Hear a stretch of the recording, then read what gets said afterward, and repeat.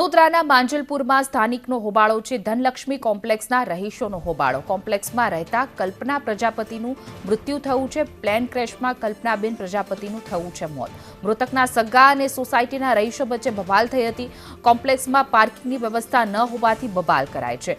કલ્પનાબેનના સગાઓને દૂર કરવા પાર્કિંગ બાબતે ઝઘડો થયો હતો। ધનલક્ષ્મી કોમ્પ્લેક્સના રહીશોના તંત્ર પર આક્ષેપ છે। યુવાનો મોડી રાત સુધી અડીંગો જમાવી બેસે છે। સ્થાનિકોનો આરોપ છે એમ્બ્યુલન્સ જઈ શકે તેટલી પણ જગ્યા નથી રાખી। માંજલપુરમાં આવેલ ધનલક્ષ્મી કોમ્પ્લેક્સના રહીશોનો રાત્રે હોબાળો હતો કે અમારા સોસાયટીના રહીશોને રાત્રે ગાડી લઈને કે બાઇક લઈને પણ અંદર એન્ટર થવું હોય, આ મેઇન ગેટ છે અમારો। અમે બે જગ્યાએ બોર્ડ માર્યા છે કે સોસાયટીનો રસ્તો હોવાથી પાર્કિંગ વ્યવસ્થિત કરવું। આવું અમે લગભગ છેલ્લા વર્ષથી કહીએ છીએ। અમે બહુ શાંતિથી કહીએ છીએ કે અમે સોસાયટીવાળા કંઈ ઘર છોડીને જતા ના રહીએ।